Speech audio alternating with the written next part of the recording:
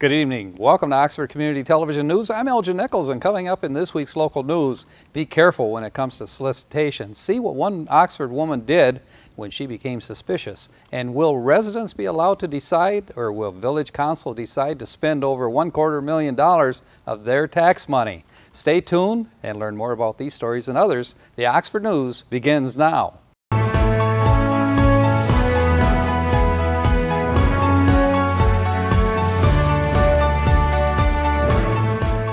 During a traffic stop on South Lapeer Road, Oxford, for the car's tail light not working, deputies discovered that the female driving the vehicle had no driver's license or registration. The girl admitted that she had marijuana in the car, and she was issued 3 tickets: driving with a suspended license, possession of marijuana, and for defective equipment on her car. A woman called local Oxford police when a suspicious person came to her home attempting to sell books, but did not have any flyer information. Police found the man and cited him for solicitation without a permit. He said he represented a book company in Phoenix, Arizona.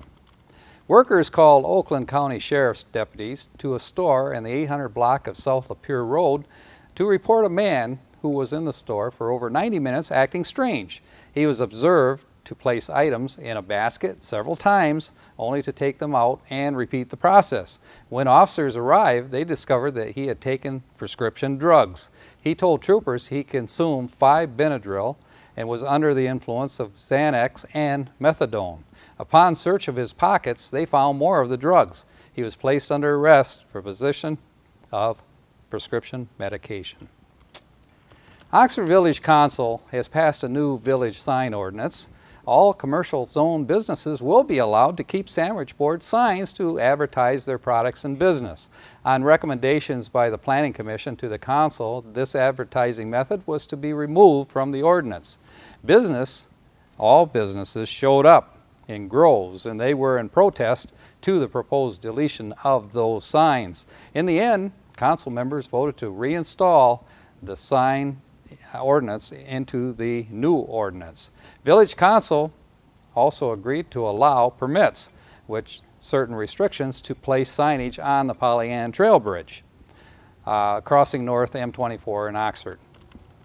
It looks like residents of Oxford may be able to vote on whether or not they want to continue with 2.62 mil tax levy or not to support the village in that method. The 2.62 tax amounts to about $240,000 per year and is part of the overall 10.62 mil yearly assessment.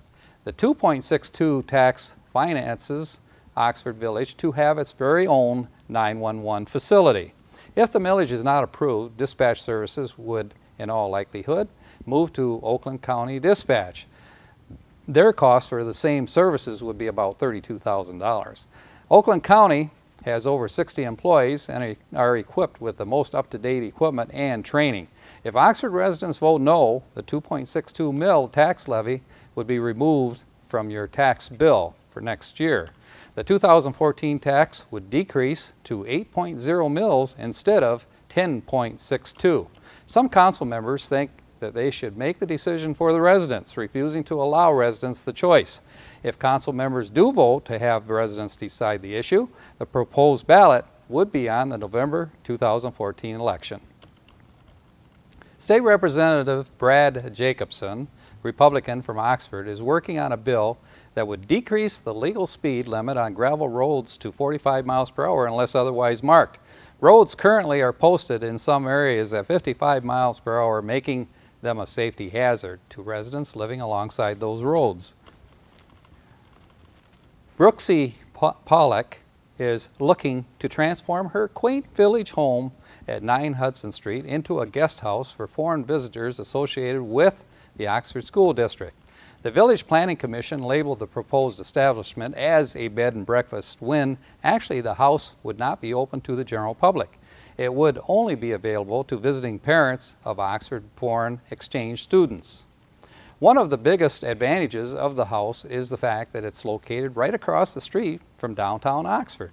Visitors would be able to enjoy the variety of dining, shopping, and entertainment opportunities without having to drive. People who are involved in the international program think it's a great idea, and the parents definitely feel there's a need for it. Pollock indicated that she would be paid by the guest, not the school district. DDA board members Jim Balek, Tom Jones, and Anna Taylor are simultaneously resigned from the board, which already had 2 vacant seats. Until the village council appoints some replacements, the DDA board will be unable to meet and conduct business. The board needs a minimum of 5 members for attendance to do that.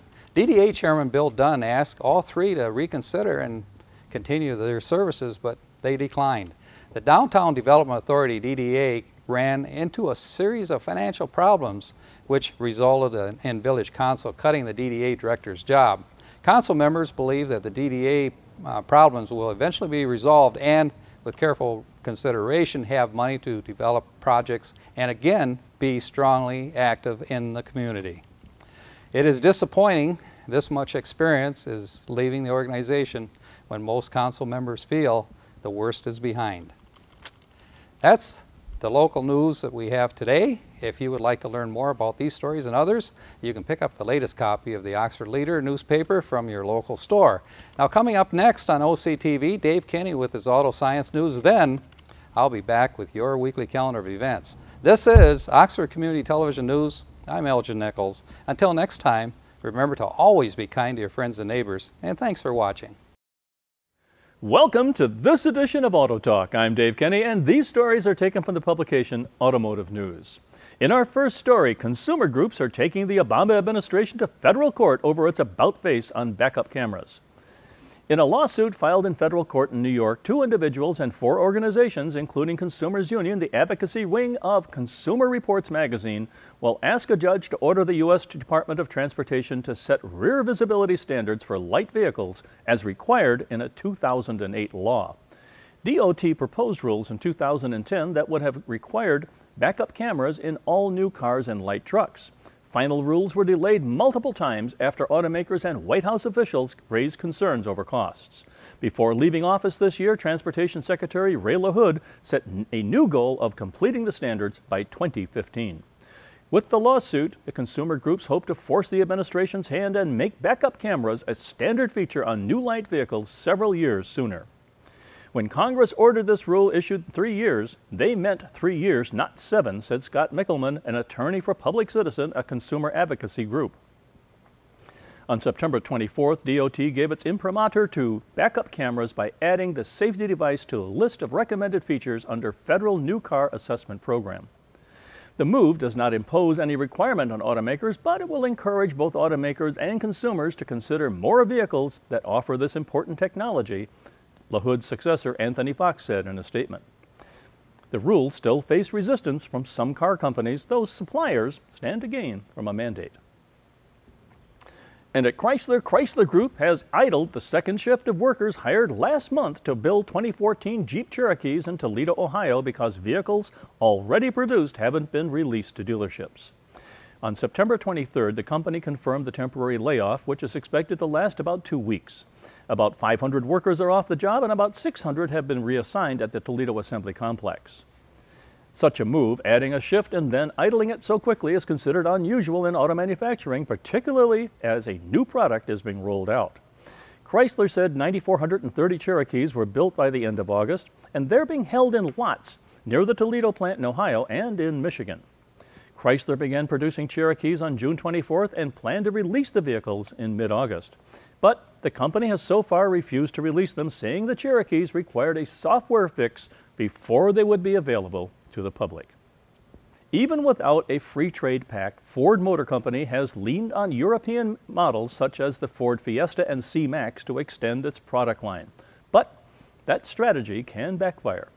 This year, in a clear example of why Ford is pushing so hard for a transatlantic treaty, the automaker had its hands slapped by the U.S. government for bringing cargo vans into the United States without paying the chicken tax, a 50-year-old tax on imported trucks and vans so named because it was imposed as a payback for German tariffs on chicken. In the little-noticed January ruling, officials at the U.S. Customs and Border Protection took issue with how Ford was importing the Turkey-built Transit Connect Turkey-built, a commercial van popular in Europe that Ford launched in the U.S. market 4 years ago.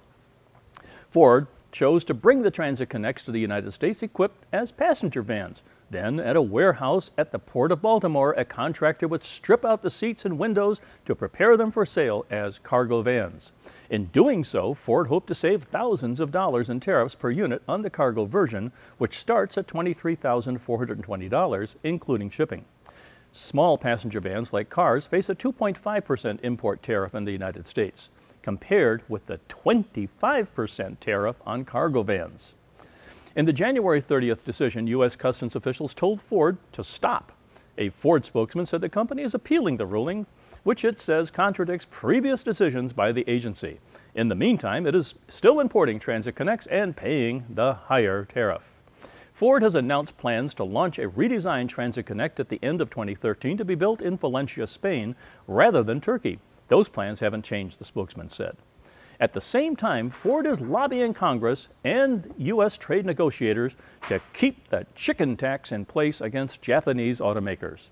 The American Automotive Policy Council, a trade group that represents the Detroit Three, says the chicken tax for Japanese trucks shouldn't be fully phased out for 25 or 30 years. Japan has no tariffs, but the group argues that because of other trade barriers, foreign brands can barely sell any vehicles in Japan.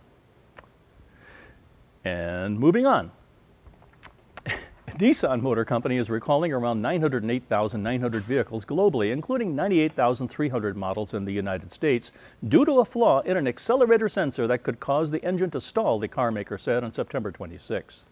The accelerator pedals will be replaced and engine control programming fixed to address the problem, which will take about 90 minutes, according to Nissan.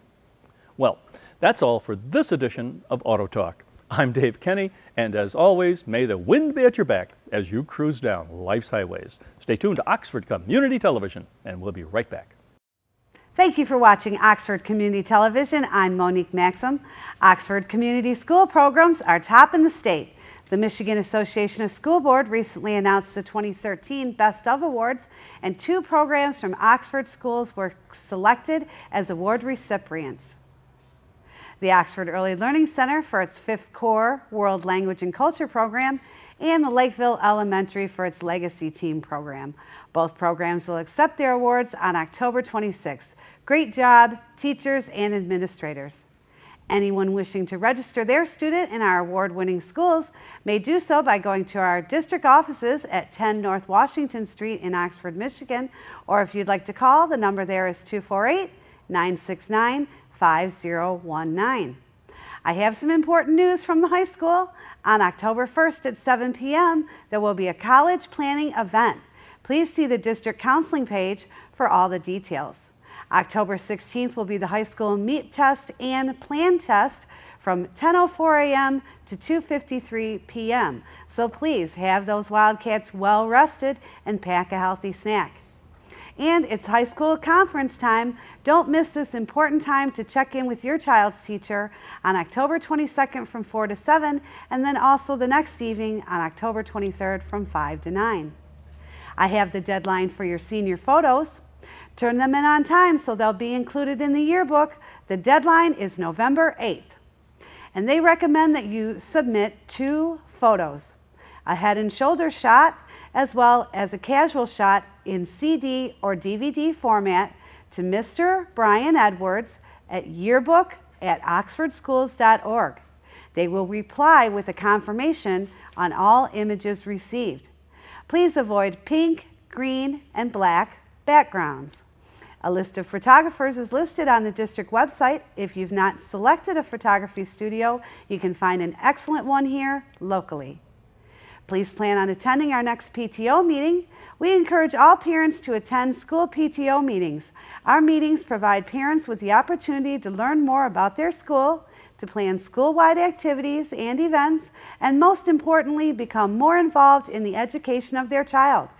Please feel free to join us each month. We hope to see you there. The next middle school meeting is on October 17th at 9:15 a.m.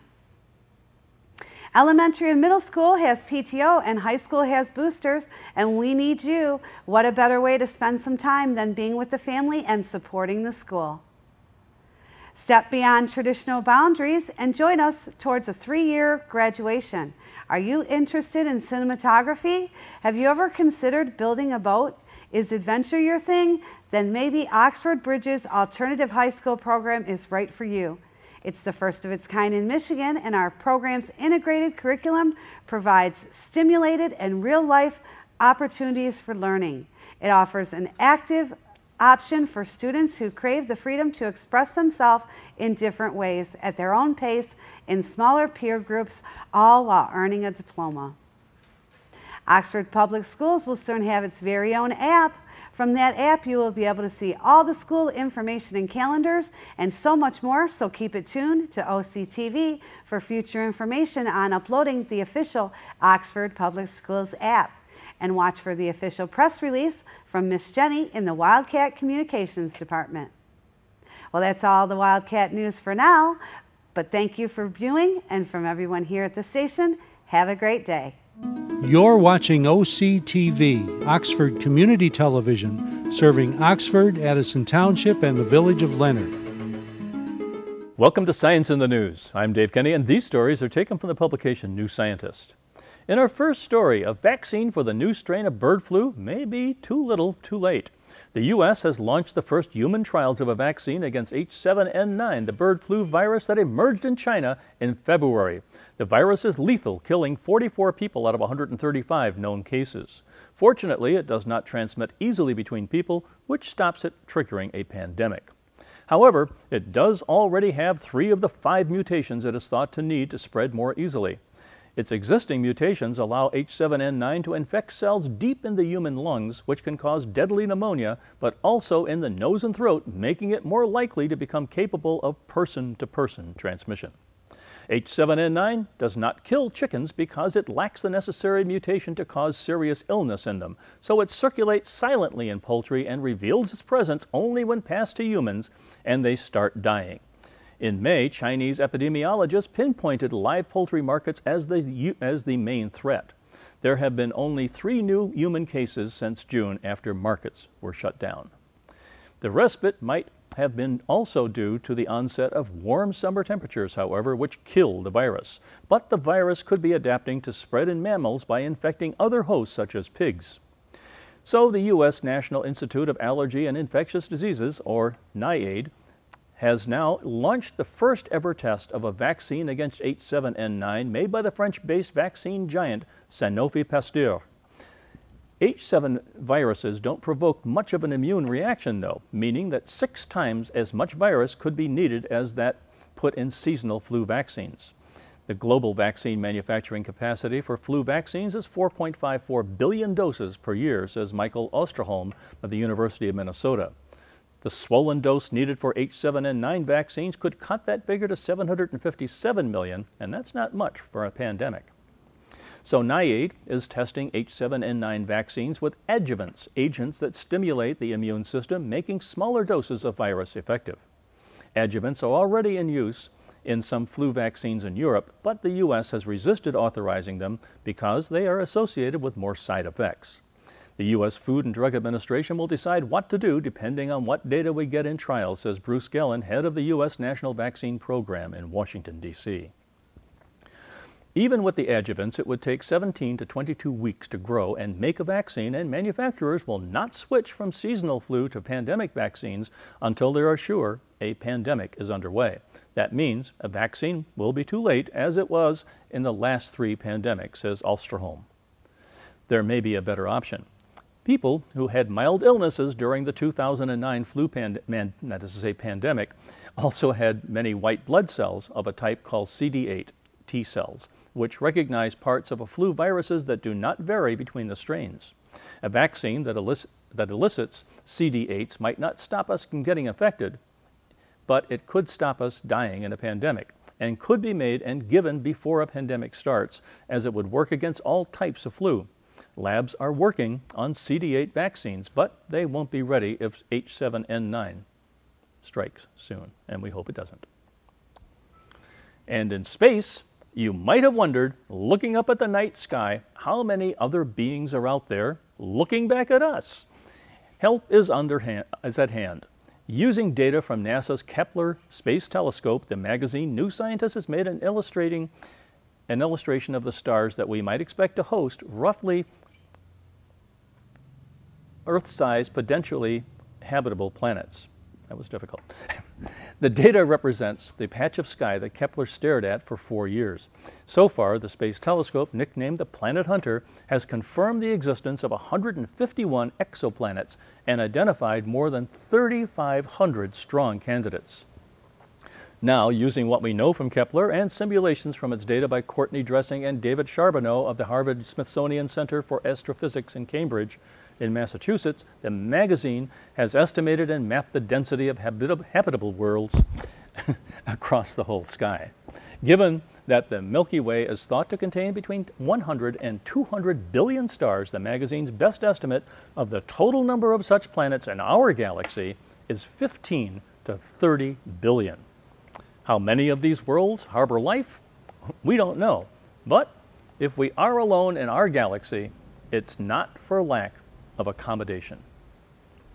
And still in space, a software glitch has delayed the arrival of the private spacecraft Cygnus at the International Space Station, or ISS.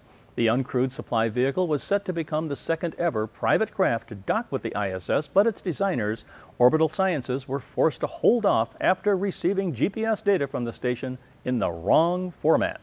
Cygnus had reached an altitude of 4 kilometers below the station after successfully carrying out the first stages of its mission, but had to wait until its orbit realigned with the ISS. Orbital Sciences, which is based in Dallas, Virginia, developed a software patch to fix the problem and tested it on a ground-based simulator. It was to have uploaded the patch and tested it in orbit before attempting to approach the ISS again. Orbital and NASA have not released details of the craft's software problems, but the space news site NASA Spaceflight reports that Cygnus is using an older GPS format that is not compatible with the Japanese PROX location system aboard the ISS, in an issue reminiscent of the Y2K problem, and we all remember that one. GPS satellites provide their location and precise timing data that GPS receivers convert into a location by measuring the distance to a number of satellites. GPS time is transmitted in weeks and seconds that were initially set as the number of weeks since 6 January 1980, but the week value rolled over to 0 on August 21, 1999, just as 2-digit values for general computer systems rolled over from 99 to 00 on January 1, 2000.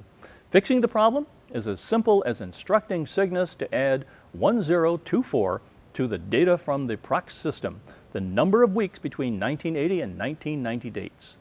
Says NASA Spaceflight, although patching an orbiting spacecraft is naturally more difficult than just updating your PC. Simple mix-ups have proved costly in space before. In 1999, NASA lost its its Mars Climate Orbiter spacecraft when confusion between metric and imperial units caused it to crash. Well, that's it for this edition of Science in the News. I'm Dave Kenny. Stay tuned to Oxford Community Television, and we'll be right back.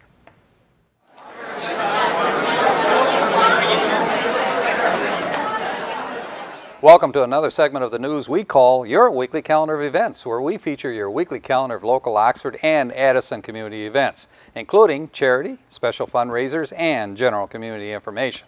If you or your organization would like help to get your message out to the public, contact us for detailed information at our studio phone number 248-628-9658, or you can go to our website occtv.org. If you need someone to do clothing repairs or alterations, the Good Sisters of Mount Tabor and Ortonville want you to know that they can take care of your sewing needs at a very fair price. Call them at 248-627-4355. Leave your name and phone number on their answering machine, and they will return your call right away. On the second Saturday every month, 10 a.m. to 2 p.m., the Canine Rescue League of Oxford will be holding a dog adoption day sponsored by Pet and Stuff Harvest Time, located on the corner of Drainer and M24 Oxford. Come and select a furry little friend who will give your family lots of love and company for years to come. You can also visit the kennels located at 2120 Metamora Road in Oxford, or go to their canine rescue website at dogsaver.org. September 29th through October 5th, Oxford Township Parks and Recreation is offering a 7-day trip by motor coach to Cape Cod, Martha's Vineyard, and Newport, Rhode Island.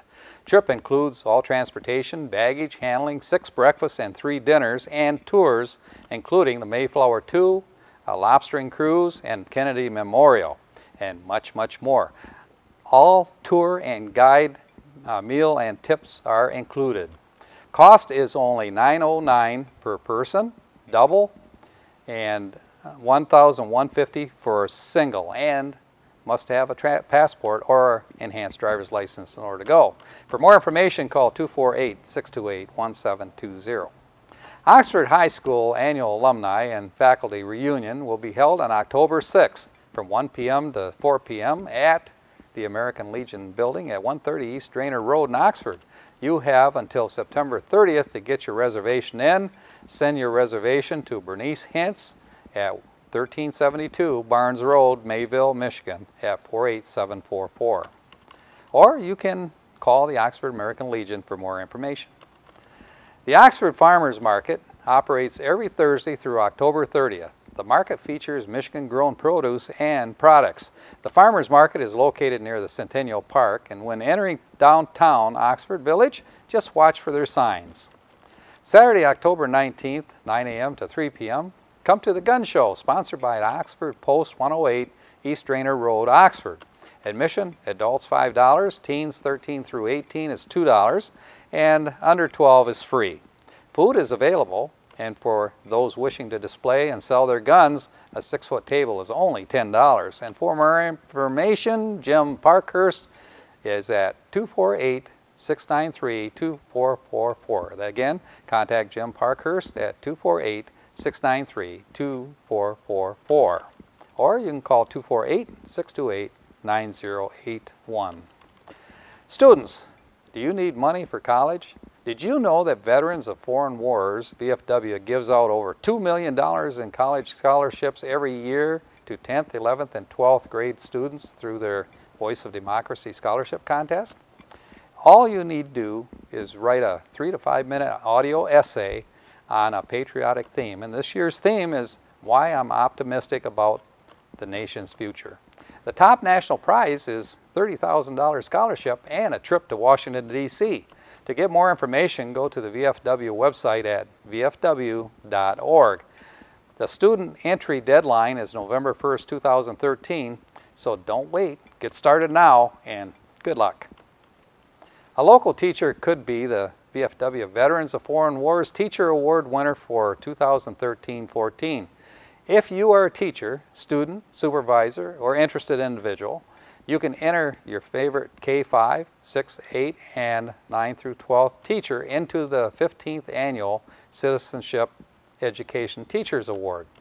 The contest is sponsored by Post 334 VFW Ladies Auxiliary. The winner will receive $1,000 for their school, and the deadline date for the contest is November 1st, 2013. Now, for more information, call 248-693-6759. Sunday, November 3rd, Oakland Township Historical Society will host the annual Antique Appraisal Day at the Rochester Community House from noon to 4 p.m. Bring your antiques and collectibles to their appraisers and who are experienced in china, glass, pottery, ceramics, art, guns, furniture, and much more. For more information, call 248-872-0108. Now, we at Oxford Community TV would like our television viewing public to learn more about your club or organization's special upcoming event or charity. So if you would like to get your special event mentioned on our television show, call us at 248-628-9658 or go to our website at occtv.org. A final reminder, check our OCTV viewing schedule for my good friend Bill Service, who always has interesting local stories and interviews on our Community Access program. This is Oxford Community Television OCTV. I'm your host, Elgin Nichols. We invite you to join us again for the next segment of your weekly calendar of events.